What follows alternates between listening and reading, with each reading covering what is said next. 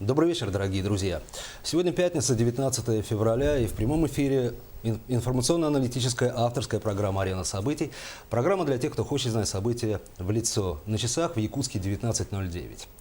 Мы будем рады принять ваши звонки, ваши вопросы нашему гостю. Сейчас я его представлю. Телефон в студии 35 33 10. Он не менялся. Мы, как всегда, рады интерактивному общению с вами.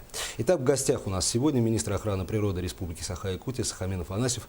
Сахамин Миланович, добрый вечер. Спасибо, что пришли. Добрый вечер, Владимир. Давайте сразу. Какая на сегодняшний день экологическая обстановка в республике?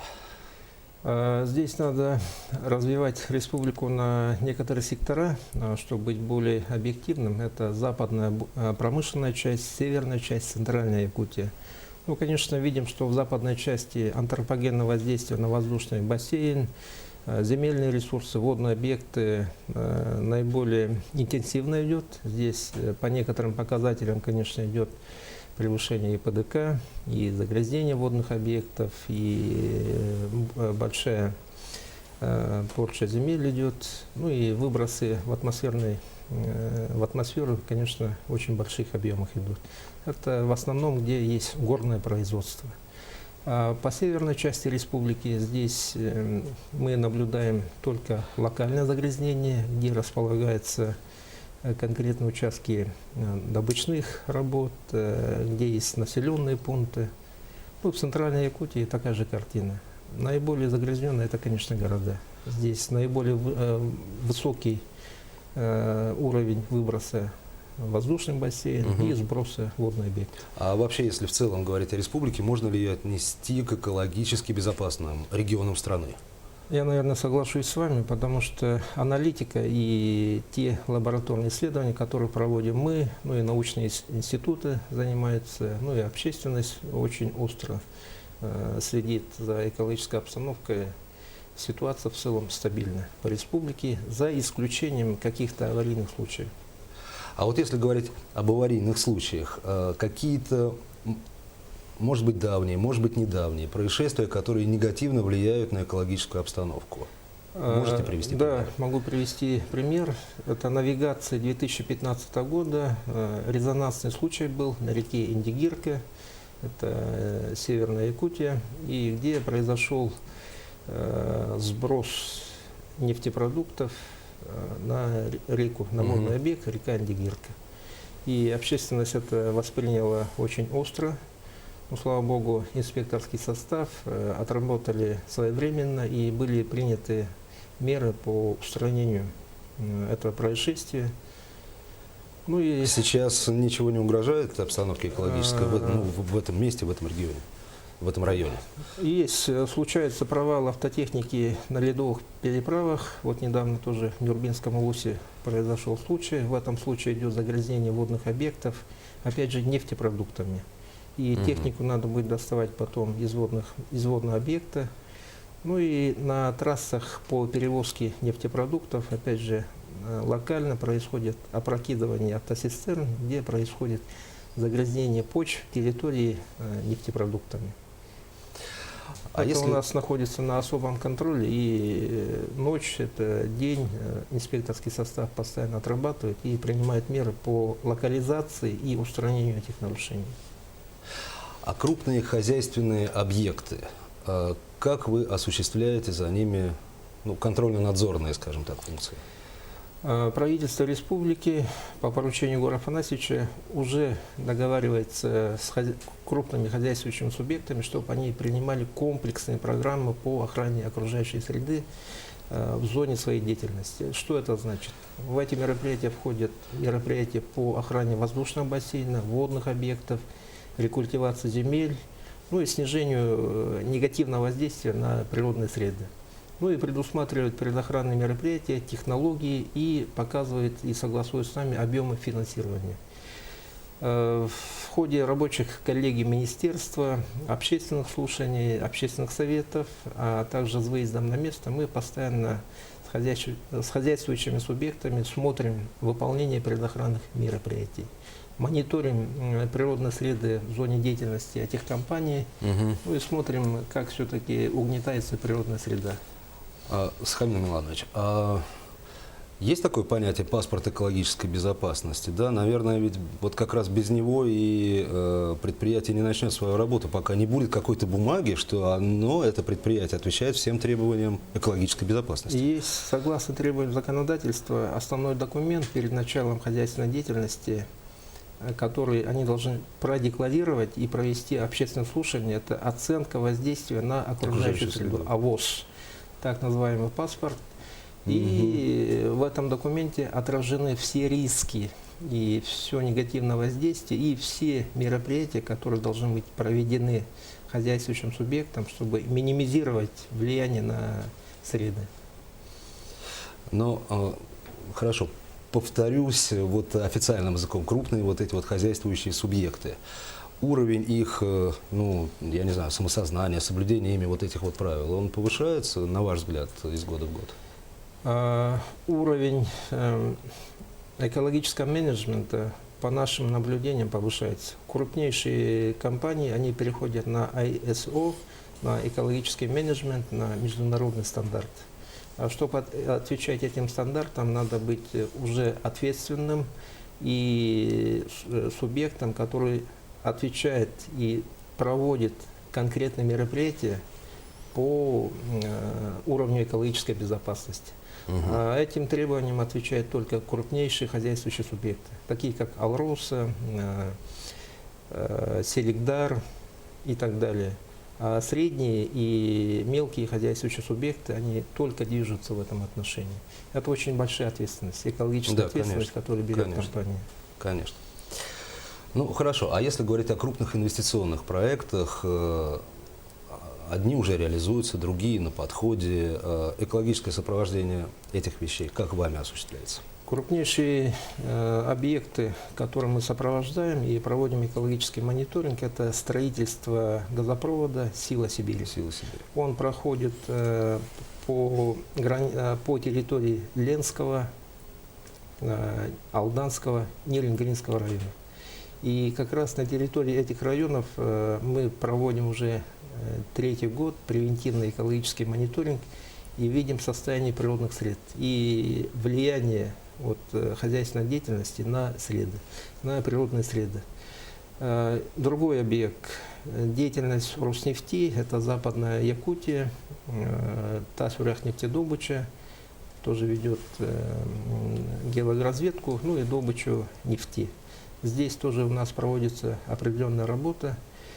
Есть работа по мониторингу по трассе падения отделяющихся частей ракетоносителей, которые будут стартовать в Самурской области, начиная с апреля месяца. Здесь мы тоже очень четко проводим мониторинговую работу и будем отслеживать, ну и принимать меры по уборке так называемого космического мусора. Это крупнейшие объекты, которые начали свою реализацию на территории республики. И они не находятся без внимания природоохранных структур, в том числе федеральные, ну и наши республиканские. А если, ну скажем, вот та же самая «Сила Сибири», она проходит по территориям традиционного природопользования коренных малочисленных народов? «Сила Сибири», также зона деятельности Роскосмоса, это земли под падение отделяющихся частей, Роснефть, ну и другие проекты инфраструктурные, они затрагивают зону деятельности Ваше министерство коренных малочисленных народов Севера.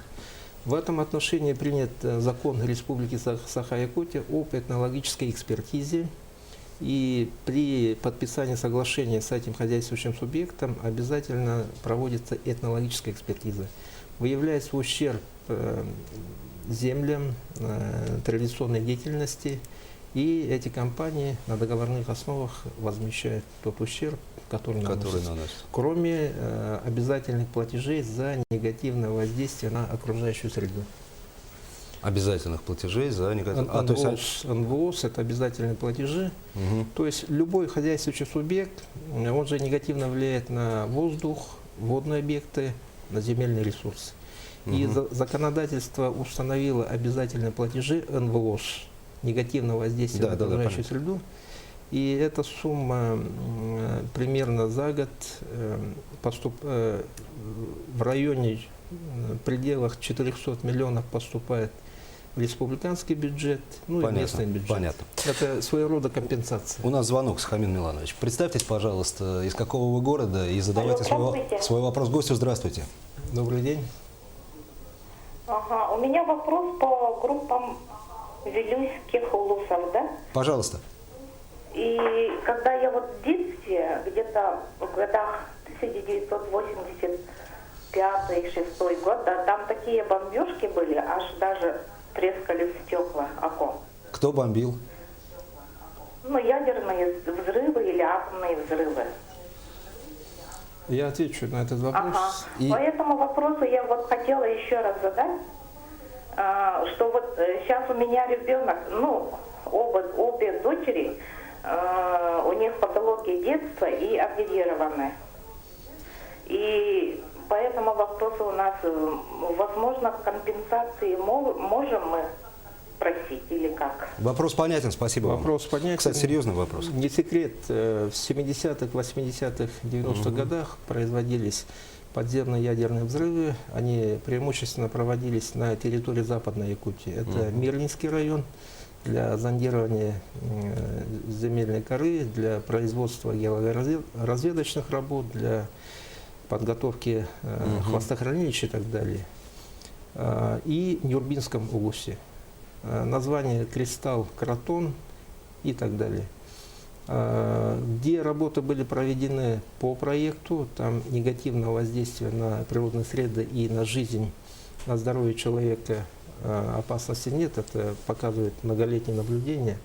А где прошли аварийные взрывы производства этих работ, это «Кристалл» и «Кротон», там, конечно, мы видим очень четкое проявление негативного воздействия на природные среды. Это и лес, и водные объекты, и в свое время, конечно, были выбросы в атмосферу. Человек говорит о том, что... Что бы вы посоветовали? Да, связаны ли негативные последствия экологии в здоровье человека.